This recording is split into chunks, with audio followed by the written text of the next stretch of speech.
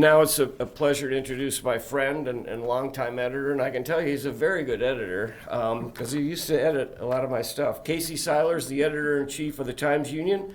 He's also a terrific columnist. He was formerly the managing editor, the Capitol Bureau chief, and entertainment editor at the Times-Union. He's done it all. And he's also, I can attest, a voracious reader. We used to live in the same neighborhood in Pine Hills, and Casey would walk his dog on cold winter nights with a headlamp reading a novel, right? True story? Yeah. I mean, this is the kind of reader he is. He's also an amazing Richard Price fan. So as soon as we announced our schedule in like August, he called me. He's like, can I moderate Richard Price? So we're really excited to have Casey, and I'll turn it over. Please warm round of applause for Casey Seiler. Thank you. It is, I have a brief introduction, and then we'll talk about Richard's new novel and his fantastic body of work. It is a pleasure to welcome Richard Price back to the Writers Institute for, I think, the first time since Samaritan. Is that right? I don't know what book it was. I think so, yeah. 2008. Oh, yeah. 2008. Back to the Writers Institute to talk about his new novel, Lazarus Man, which adds new colors to the author's heartbreaking, funny, clear-eyed portraits of life in urban America, especially the tight-packed humanity of New York City and northern New Jersey. Born in the Bronx in 1949, Price attended Cornell and received his MFA from Columbia. His first novel, The Wanderers, was published when he was just 24. It was the first Price novel that I read when I was almost exactly the same age as the author when it came out, and it bowled me over with its energy. The novels that followed, Blood Brothers, Ladies' Man, and The Breaks, sketched out various aspects of the young, hustling male experience in New York City. After The Breaks in 1982, Price turned his hand to a run of celebrated screenplays, starting with Martin Scorsese's The Color of Money in 1986, and also including Life Lessons, Scorsese's segment of the 1989 anthology New York Stories. He returned to novel writing in 1992 with Clockers, a portrait of crack dealers and cops that combined operational details on both professions with surpassing humanity. Price and Spike Lee collaborated on the screenplay for Lee's 1995 film version. Clockers was set in the fictional New Jersey city of Dempsey, which bears a striking resemblance to Jersey City and served as the backdrop for Price's next two novels, Freedom Land and Samaritan. In 2008, Lush Life offered a portrait of New York City's Lower East Side split between wage slave strivers and developers riding a tidal wave of money, while 2015's The Whites revisited the world of police investigations for a story of long simmering revenge.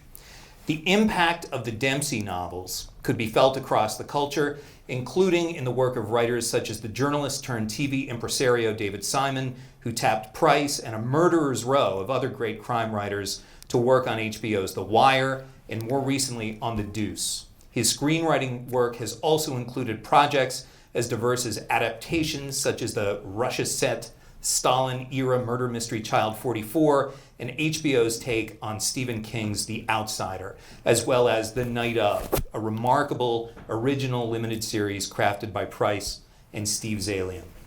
And now, after a decade-long break, we have a new Richard Price novel, Lazarus Man, which follows a loosely connected group of characters, an ex-addict, an NYPD cop, a young street videographer, and a burnt-out funeral director through the aftermath of the collapse of a tenement in Harlem, an incident inspired by a 2014 gas explosion not far from Price's own home in the city. Please join me in welcoming Richard Price back to the Writers Institute. Thank you. So how did this actual gas explosion, tenement collapse become kind of the kernel of this new novel? Well, I've been wanting to write, moved to Harlem in 2008, and I've been wanting to write about Harlem because it was a whole new world for me. I just, you can't just get there and write. I mean, somebody said the only way to write about a foreign land is to go there for 10 days or 10 years. And I opted for 10 years because I didn't know anything. What am I going to say? Wow. You got to live long enough in an area to get over the wow factor and calm down and start seeing the nuances. That takes time.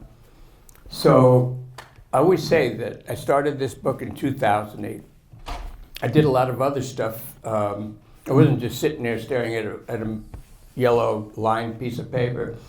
And it came out now, what is it, 2024? I can't do the math, but I always say, if when I started, the book was an infant, right now it would be a sophomore in college.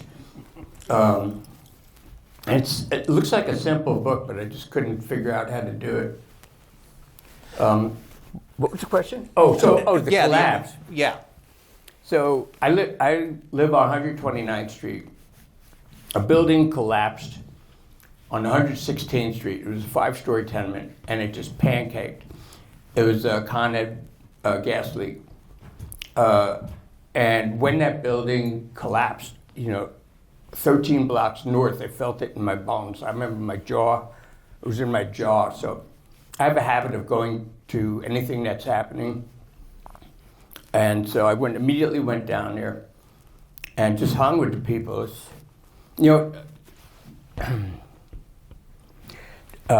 Jimmy Breslin wrote a biography of Damon Runyon.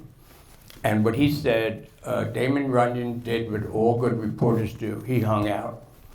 And I would so much rather hang out than write. So I went down there, but even then I didn't know what to do with this thing. It was only like 2 years later that it came to me, this is a centerpiece. I have like 4 characters who, because of what they do or where they live, are compelled to be at the site of the collapse. 5 characters. And where did they go? What did they do? It's a very kind of low, everybody calls my stuff gritty, and it just feels like, it's like, let's go to the dentist. This cleaning is going to take forever. And I just didn't want to write like a whodunit, like a mystery, like an urban drama that has to be resolved with aha. I just wanted to write about life around me, and I think that's because I've been happier than I've ever been before, and the books don't feel like everything's riding on this book. I have to blow people away or I'm nobody. I finally, at the age of 70 billion, whatever, I grew out of that. And I just wanted to write a book that's cool, just cool. Not like, and then what happens?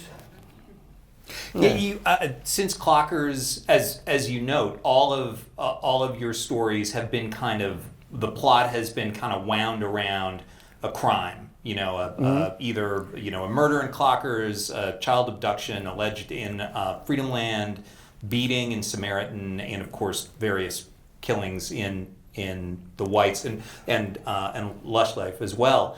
But this one, there, just as you say, we do not come back to investigate the cause of this initiating incident. Mm-mm. It's just fate at work, and that was as you say, it's just you like to hang out. The novel feels like it is you and the reader at the same time hanging out with these characters who are interesting enough to warrant the attention. Yeah, I mean, it's just different. Is this on? Yeah. Okay. I think you got to bring it right up. All right, like Levi Stubbs. Yes. For the Four Tops, who had a very light voice, and he had to stick the microphone in his mouth. And I don't know. It's just I guess the greatest sin somebody commits in this book is lying. I just wanted to write a book about human beings. I don't know how to describe it. I never felt like this before.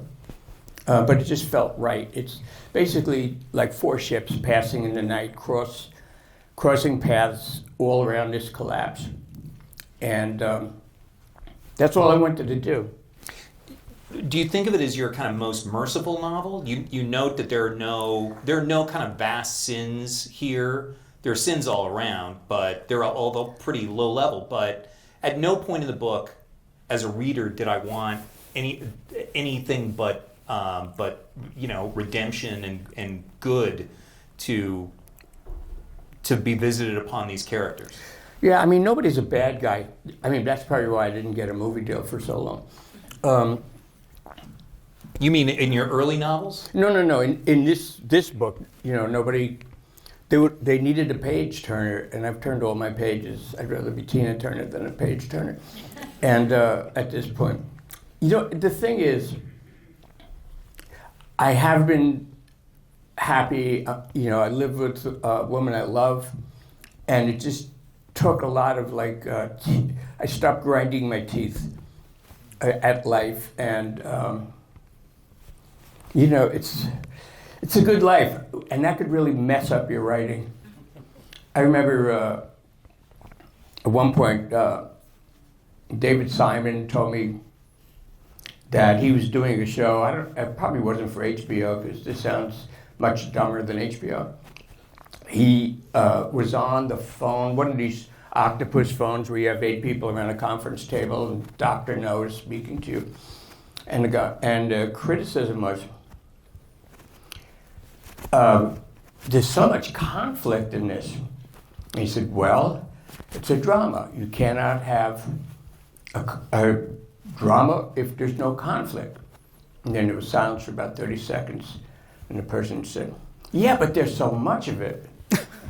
So I guess you could say the same thing for the Iliad, but all right. You mentioned that you're in kind of a better headspace, or you have been in a better headspace. And I remember I listened to your interview on Fresh Air, and I interviewed you right around the time Samaritan came out, and I remember really enjoying it, obviously, but I was like, God, he seems so bummed out. And there. Okay, well, you respond to that, and then I've got a follow-up to it. I don't remember, but I guarantee I was bummed out, but not about the book, just other things in life. You are famous for appearing in cameos in many of the movies you write, and I recently rewatched Life Lessons, and you have the one line in there where you approached Nick Nolte's character at an art opening. Do you remember what the line is? Yep. I went up to him, I thought I wanted to be a great painter, but when I see your stuff, all I want to do is divorce my wife. Yeah. And I just ad-libbed that. Did you? And everybody was laughing their asses off. And so when I saw my shrink, he said, why did you say that? I said, no, it's funny. Flop sweat coming down my forehead. Is that the way you felt back then? I mean, it's an hilarious line, but it is. It's a creative line. I don't want to get in trouble. Okay. All right. Deal. You set this novel in 2008. I read in another recent interview you gave that was strategically chosen as the year of the plot takes place. I mean, I didn't want to write about it now. This is 2008, before language was policed as much as it was, that there was much less interracial tension between white writers writing about black people. So I just felt like I could relax a little bit more without, worried about minding my P's and Q's. And I didn't want to get into writing about the moment, because, it's what, just turn on the news. But I didn't want to have to talk about politics. I didn't want to have to talk about trends that are relevant right now that probably weren't relevant in 2008.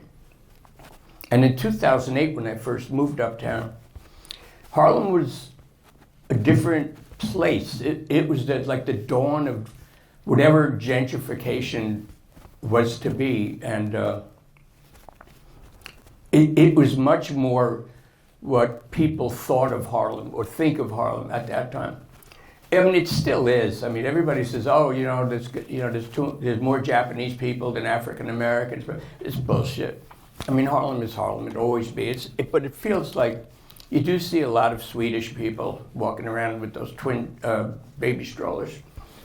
But it's still. But compared to 2008, it has changed. Gentrification has made its mark. And I remember there was a woman giving a walking tour of Harlem to a group of people that looked like all they knew about is growing alfalfa. And she took them to the Apollo, the landmark entertainment center, and she said, well, at first I thought, gentrification would be good because there'd be more of a harmonious balance between people and they'd learn to live with each other. But then I saw that Pathmark, Safeway, which is an affordable supermarket, that went down and Whole Foods went up. And she said, game over. It's like, it's working class, it's a working class world up there for the most part, except for, people who have the choice and the money to move there. And it's like, what happens? Okay, so maybe you have more police there because there are more white people there. You got to protect them or whatever. But what happens to the people that have to make room for the people that shopped at Pathmark? Where do they go? It's, in the drug world, I remember when I was writing Clockers, and I talked to housing cops and, undercover detectives. He talked about this, and he said, it's like sweeping leaves on a windy day. I mean, they scatter, they don't disappear. What happens to them? You throw them in Section 8, so they can afford to live in some place that's probably shittier than where they were. And you forget about them. And that was the whole thing. He also said that the greatest crime fighter in the world are sheetrock and cranes. Yeah. Real estate wants what it wants. I touched on this in Lush Life about the gentrification of the Lower East Side. Some artists come in, or people like young quasi-bohemians come into an area because it's cheaper, and they feel brave, and they feel like there's frisson in their lives.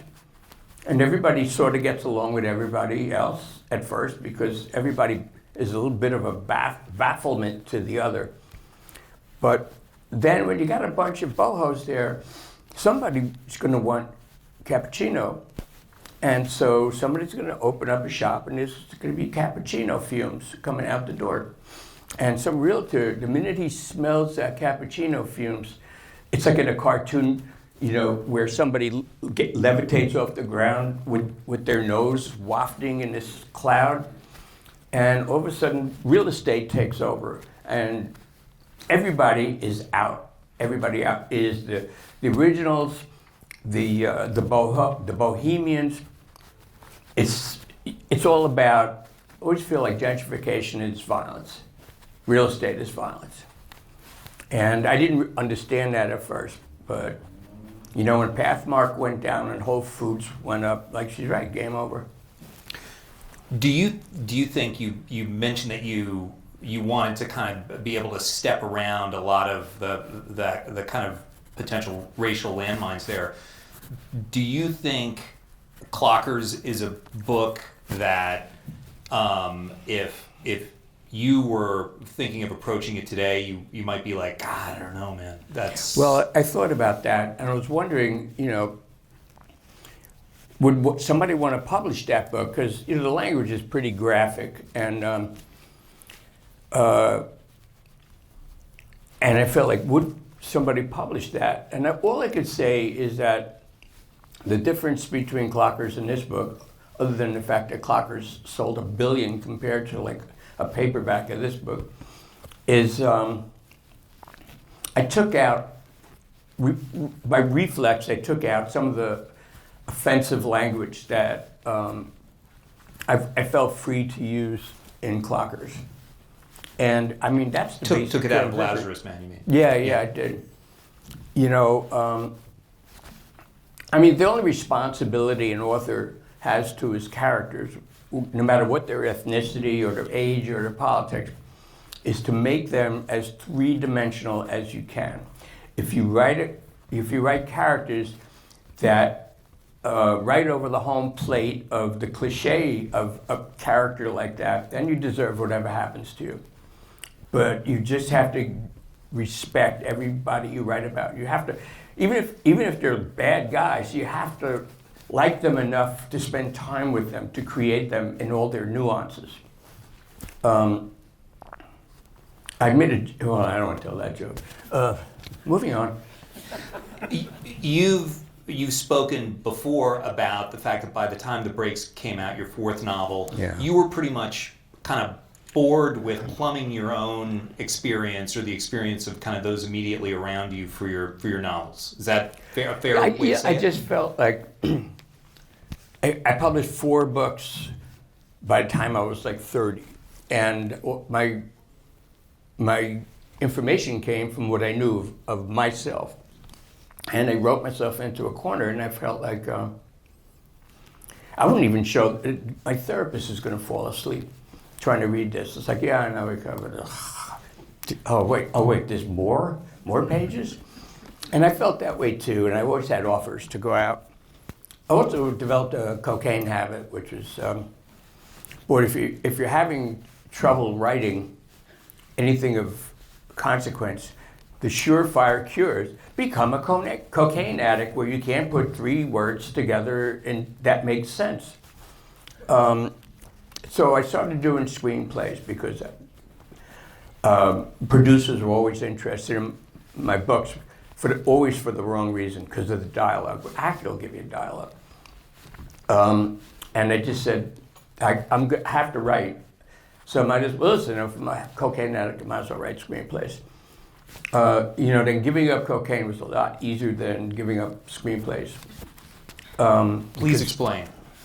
Yeah, well, all of a sudden, I felt like I was burning out as a novelist, and my screenplays were good, and all of a sudden I started making money, and that helped my life in so many ways. I got married, I had children, I could support my wife and children. My wife was a painter, and if I'm a novelist and she's a painter, I'll see you around the corner at the bodega. I mean, and I started feeling like success in so many ways, and I stayed with that for 8 years because it is addictive.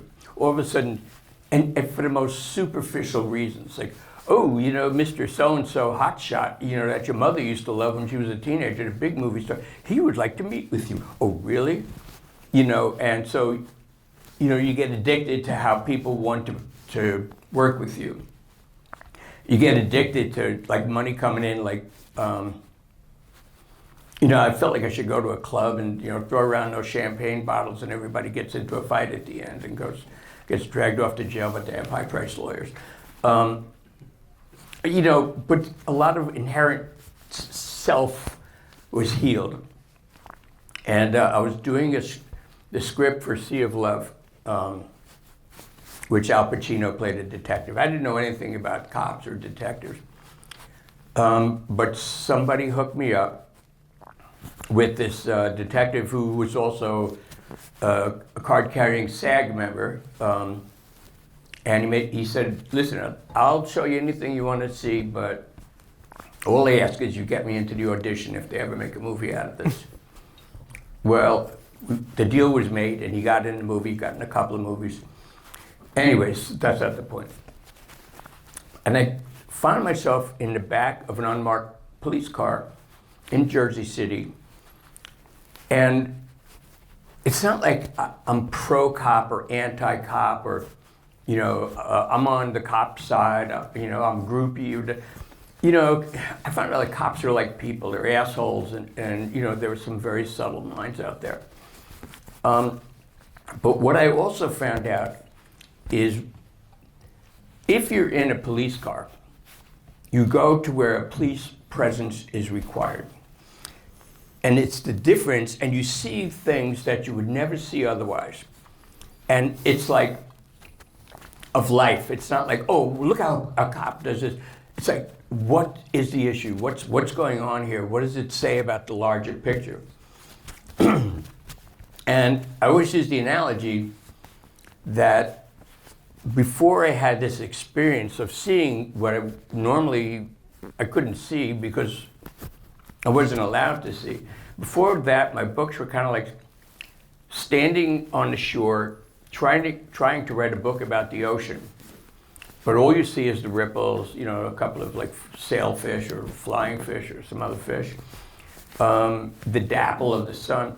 And all of a sudden, somebody gave me a snorkel mask and somebody gave me flippers and he said, get in. And all of a sudden, you cut the surface and you look down, oh my God.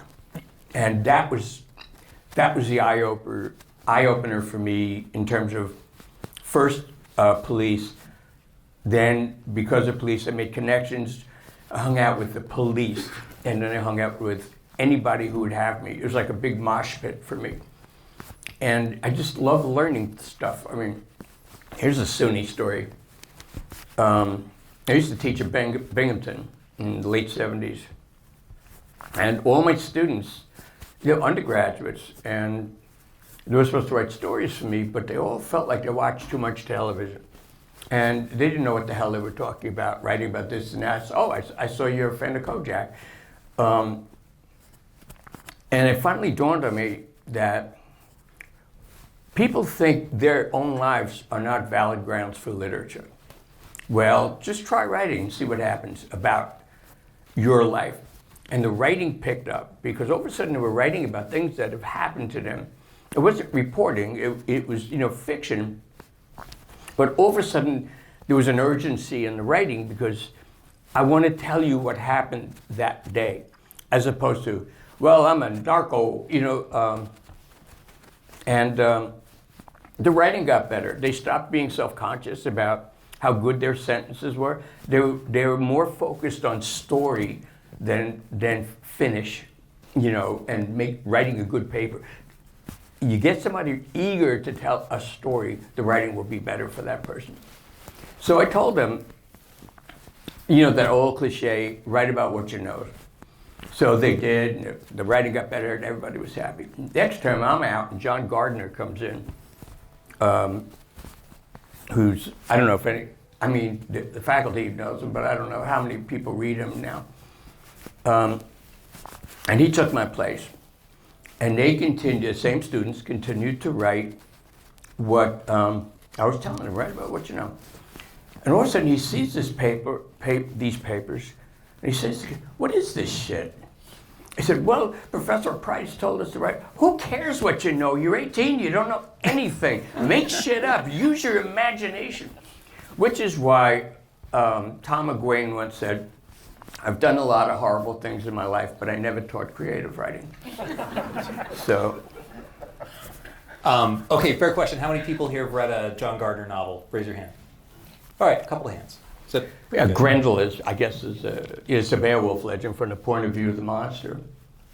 Sunlight Dialogues is, I think, the only one of his that I've read, but I've read it twice because I wanted to kind of figure it out. Yeah. So, okay, perfect. Putting the ball on the tee for my next question. Like in the late 80s, Tom Wolfe wrote this long essay for Harper's about how... The Billion-Footed Beast. The Billion-Footed Beast, yes, exactly. And in it, he argued that sort of literary writers, I forget if he mentioned John Gardner or not, but it was like Updike and, kind of the literary lions. He said they had forgotten what it's like to get out in the middle of America and do some journalism. And I remember when Clockers came out, and it's not the first thing I thought, but at some point I thought, well, this is what he was talking about. This uses the techniques of journalism, if you will forgive me for saying so, to tell a story that was incredibly immediate. And but did that matter to you, or were you just doing what you wanted to do? First of all, about that essay, and he got a lot of crap for that essay, like a fake know-nothing. But he used the breaks as a shining example of what writing should be. and it was my worst book, and I was so embarrassed that he said, totally forgot that. Updike sucks, Price is really good, read this terrible novel. But I feel, my wife is also a novelist, and she was an investigative reporter for the Dallas Morning News and for the Washington Post. And she said, it's called reporting the novel.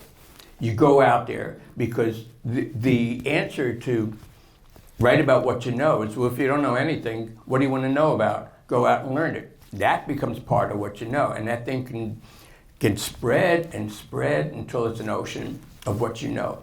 Now, I don't know, you have to be pretty energetic, but just get out there, learn something. You're not a prisoner, of your experience. And that liberated me. That put me on the street with clockers, and that I just felt like, listen, Jane Austen never left her village, and she's a hell of a lot better than Robert Louis Stevenson, who was all over the world. So, this is an option, but for me, I wanted to be out there. I wanted to keep learning stuff. I wanted, people would say stuff and it's bullet, it's right what you expect them to say. And then at the last second, they'll say something out of the blue, some non sequitur. And it's like, oh my God, what did you? And your mind just goes. It's starter's yeast for what you thought and now what you think. And I'm addicted to that. And I got all screwed up because of COVID because, I couldn't do that. And it's just me and my $98 Target desk and, some legal pads. And I lost my mind. Have you ever come across a topic that you thought was completely fascinating, that you wanted to write about it, but you thought maybe I had to do this as nonfiction, as journalism?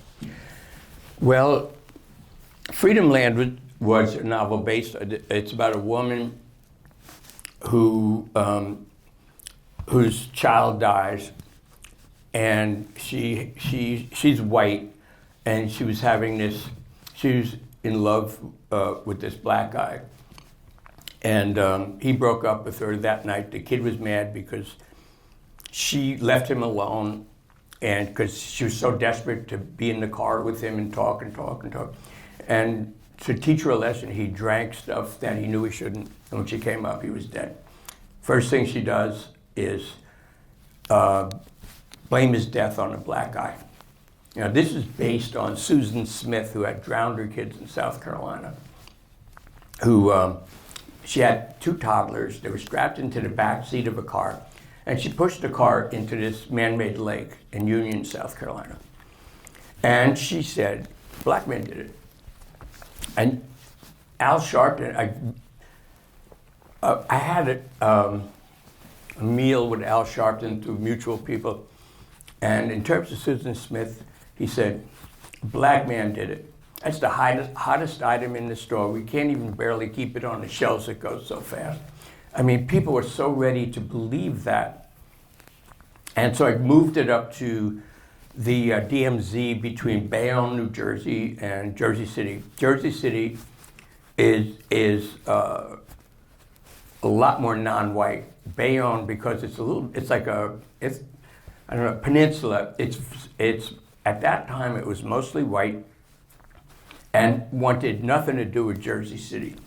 In fact, they would have a police car 24/7 at the fence that divided Bayonne from this notorious housing project in Jersey City. And they would use their floodlights and beam it right on the gate. The message is, if you try to get over to Bayonne, you cannot. We will send you back in a shoebox. And so I imagine, what if Susan Smith, the story, or some variation of the story, took place in a more volatile urban area that wasn't as traditional as the southern states, and all hell would break loose. And And that's basically, I just took it uptown. If you haven't read Freedom Land, Up please, country, I mean, sorry. if you haven't read Freedom Land, please forget what you just said because the author just gave away the end of the book. It's okay, I can't even remember what I said. Don't get old. You're a fan of Elmore Leonard, and you once said something. It was in the Times book review. What I'm reading now feature that has always stayed with me. But when you were asked about, I think, genre fiction, you said, to paraphrase Sarah Lee, everybody doesn't like something, but nobody doesn't like Elmore Leonard. Yeah. It's just, there are certain writers, they have this thing that you like, and they could be prolific, and you never remember the actual story of any book, but you just dug that thing that he or she does. So, somebody, you might have read 10 books by this one writer for whatever. For me, Elmore Leonard was all about that scintillating, sardonic urban dialogue. Whatever the caper was, it's like, and then I got run over by a dog. But, so you'll read a writer like that, and you'll read 10 books. And the thing is, you can talk forever about what you love about this writer, but you can't remember the name of any of the books or Right. what happened in the books. It's like, who cares? I just want more of that stuff he does. So that, in many ways, when I finished Lazarus Man, I thought, well, it feels in many ways like a Leonard novel in that way, that the atmosphere, the dialogue, the characters, that kind of hangout quality to it was so appealing, even if the plot was not going straight down the dead center of the road. You're talking about Lazarus Man? Yeah, Lazarus Man. Yeah. Yeah, that's what I'm saying. I just wanted to just put life in a bottle, and apply ink to it. It really had so much to do with my life as opposed to anything else. I mean, I could write and write till the cows come home, but in the beginning, not in the beginning, but in the middle of my writing career, I was unhappy in so many ways. And so my whole self-esteem is tied up into people loving my books. And when you're anxious about people loving your books and you're a certain type of urban writer, the books, I have to make this book exciting. And you undercut yourself, you undercut your own gifts. Because this urgency has nothing to do with the quality of the book. It's something inside you. And this thing that you're doing is your compensation. Well, if I can't be happy here, if this book does well, I can be happy there.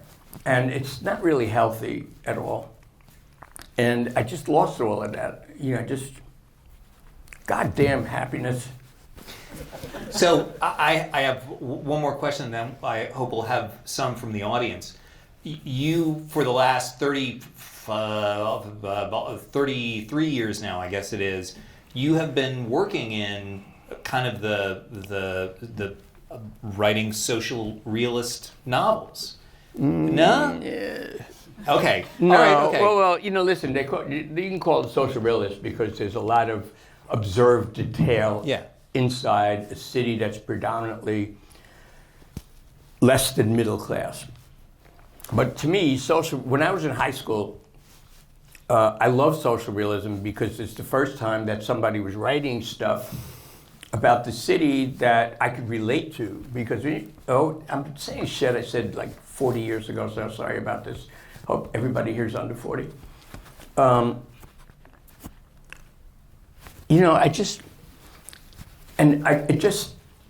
These books made me feel like my life is valid grounds for literature, because when you're in a public school system, the Board of Ed public school system of New York City in the 50s, 60s, and you have to read books for English, you're going to read, Shakespeare, you're going to read Silas Marner, you're going to read, right down the plate of great literature. And you're not going to read anything contemporary, and you're not going to read, and just get the impression, well, if you want to be a writer, you either have to be a dead Englishman, or you have to, grow wheat, and have a rough life, but you prevailed. And I didn't see me in any of this. And the book, but I also felt like with social fiction, it was so goddamn earnest.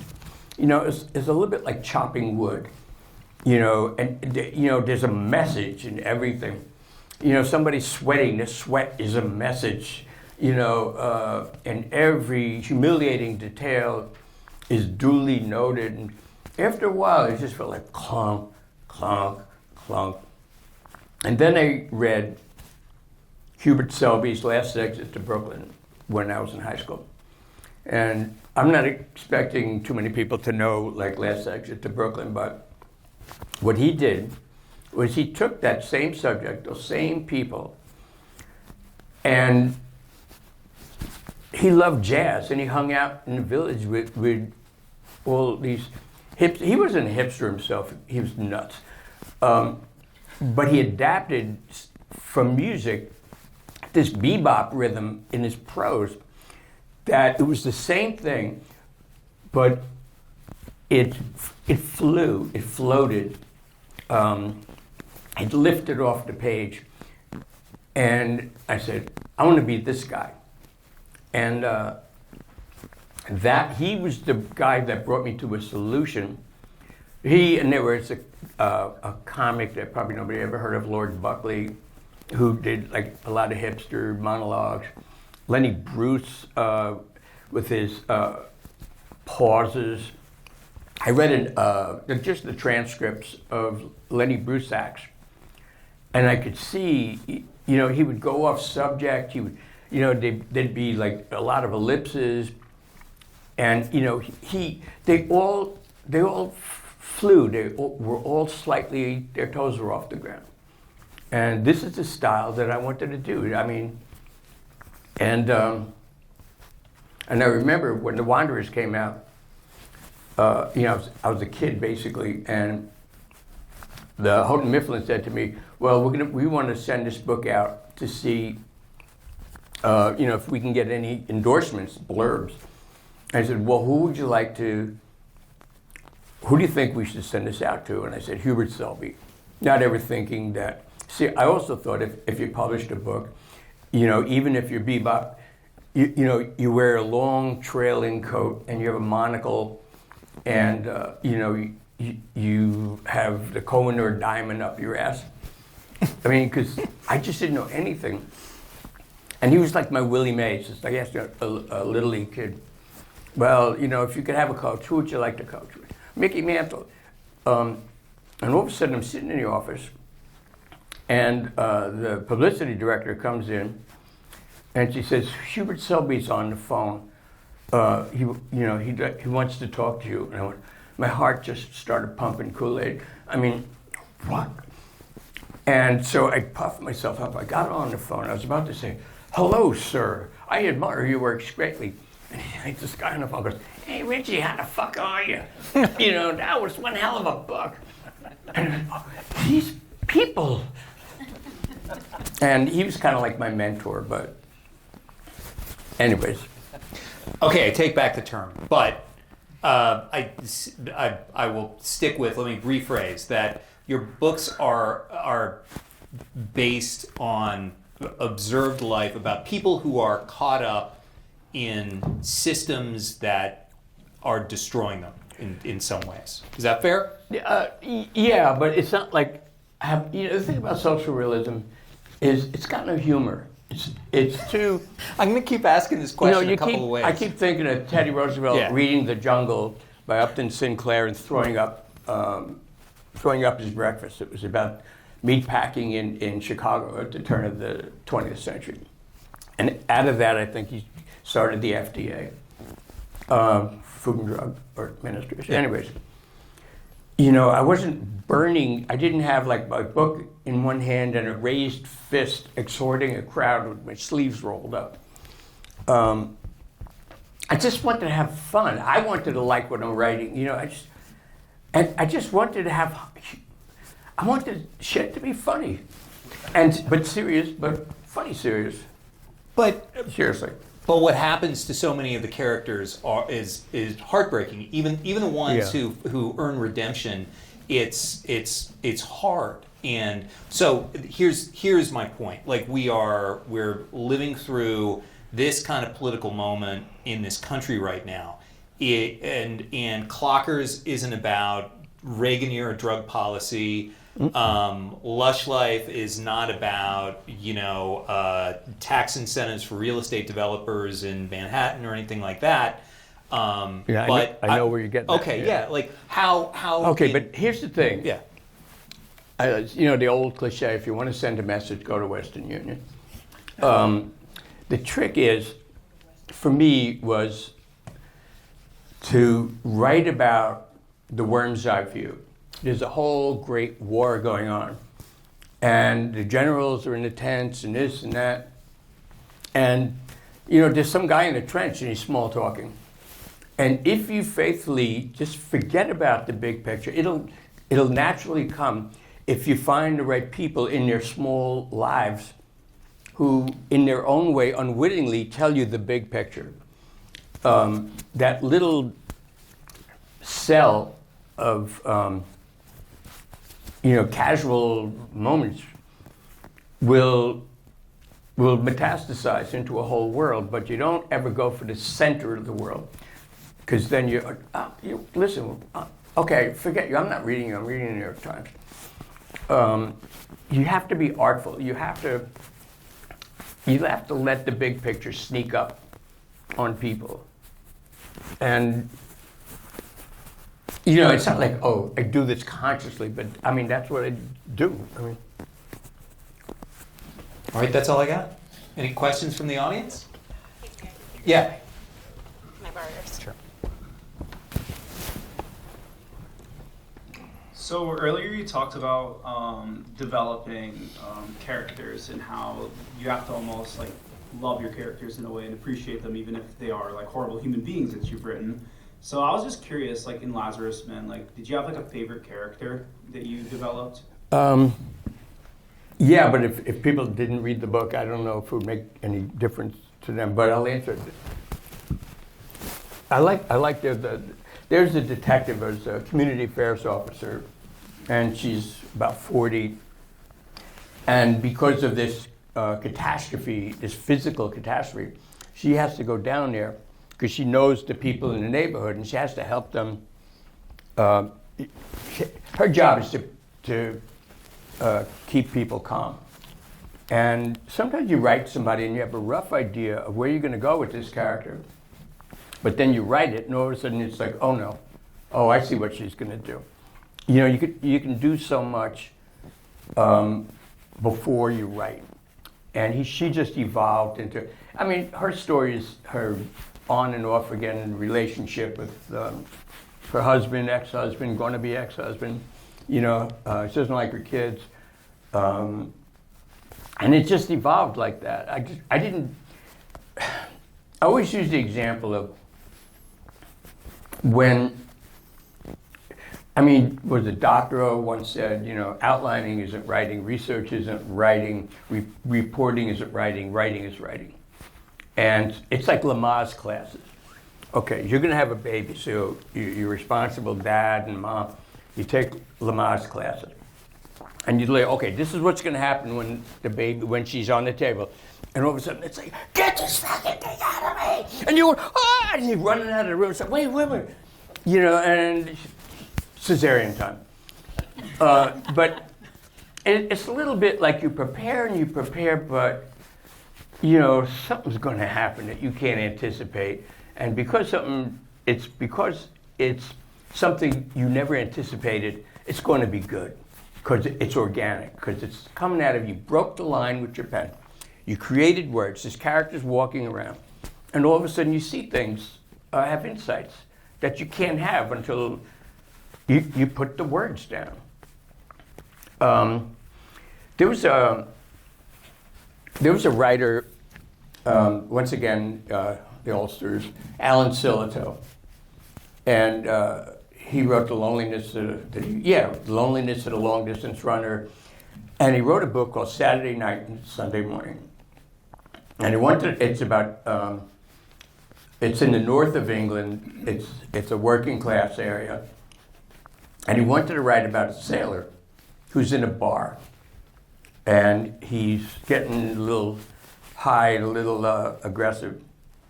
And, well, he needed a foil for this sailor. So he had some guy that works in a factory. I can't even remember what he did, but it was like a very North England thing. And he wanted them to have a fight. But in the course of writing up to this point of bringing this guy into the bar where the sailor was, he got much more interested in this working class guy. So he had him knock the sailor out, who's unconscious on the floor, bar on the floor, and never seen again. And the book becomes about this, you know, like this extra who becomes the main character. You know, it's like, you know, and the thing with outlining, when it's, okay, this is going to happen, I just need enough to know what's going to happen roughly. But everything else is up for grabs. How I get there has not been determined yet. It depends on Uber and, you know, traffic and, you know, maybe all of a sudden I find myself on a camel. Other questions? Yep.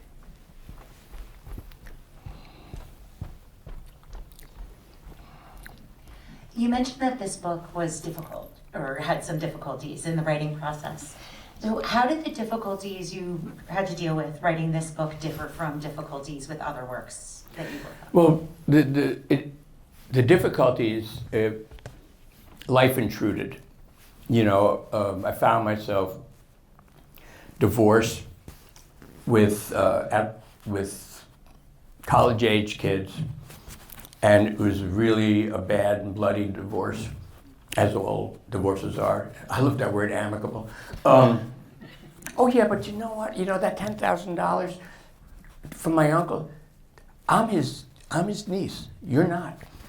All right, lawyer. Anyways, it's like walking a dog through a minefield, and it's a bull terrier, and you have blindfolds on. And then I found this life with this woman, and it was a nightmare, my relationship with my kids. And I've been 30 odd years, and I just never thought I had the imagination at this point to go another route.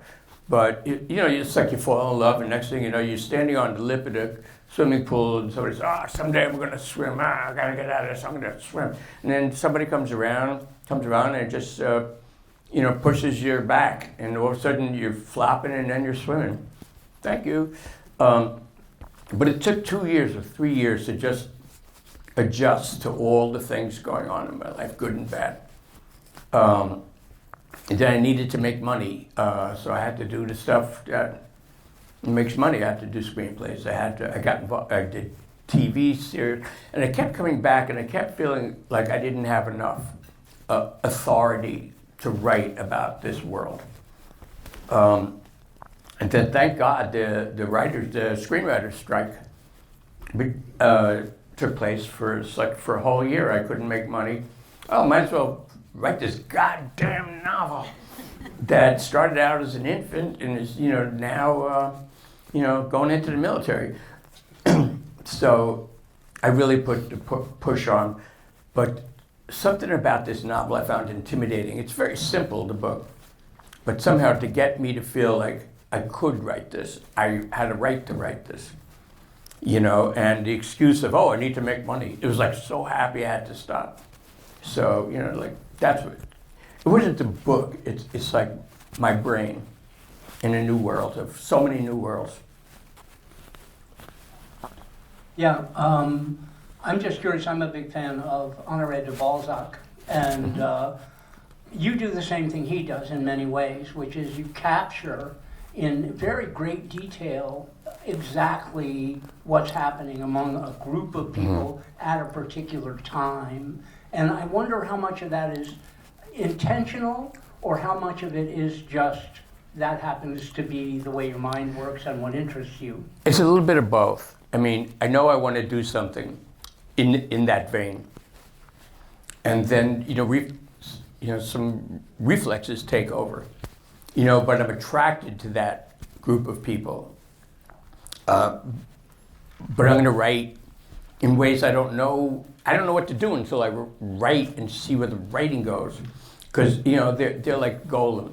They're like this lifeless creature that lives in the attic of a rabbi's house in Prague in the 17th century.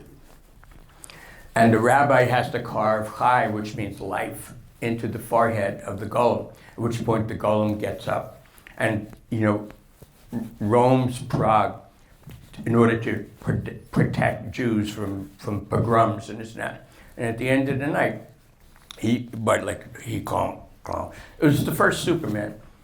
And he goes back up to the rabbi's attic, and the rabbi erases chai from his forehead, and he becomes inanimate. And I forgot what I was driving at, but I thought it was pretty good, whatever I was intending to say. It's just, you know, it's like, get me there, write some Kabbalic shit on my forehead and watch what happens. And, you know, but this, I don't want to romanticize this stuff. You know, it's hard work, you know, and it's anxiety and reading and rereading and rereading and wondering, did I go, how, this is good, how can I ruin it? You know, it's not romantic writing a book for me. It's anything but. All right, maybe one or two more questions.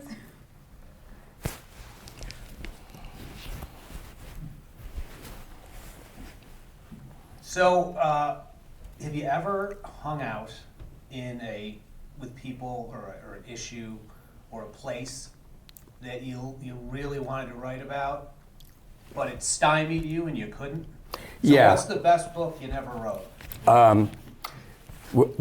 Unfortunately, when I was a cokehead, one of my former students became an editor at Esquire magazine. That's when Esquire, people actually read Esquire. It was an important fiction venue. Anyways, so this former student had an idea that he wanted me to go down to Cincinnati to write about urban Appalachia. You know, all these people, you know, who lived in the hills and coal miners that migrated to the city. And, you know, like, because a lot of these Midwestern cities, there's, like Chicago, there's a whole bunch of Southern migration, white Southern migration. And people wound up, because that's where the jobs were, just like the black Great Migration, that's where the jobs were. And for those who can make it, they made it. And for those who couldn't, they didn't. And it was like white ghetto. And so I went down to Cincinnati. I couldn't name a Cincinnati baseball player. I nothing about Cincinnati. And I made my contacts in this urban Appalachian community. And I just, one of my very first times, just hanging out, learning. And the world that I observed was so complex and vast and not of my experience that I just never wrote the article, or I started writing and I gave up. It's just too much. Now, if I had gone down there, once I had done it like I did with Clockers, I would have written it. But the problem was it's a novel, it wasn't an article.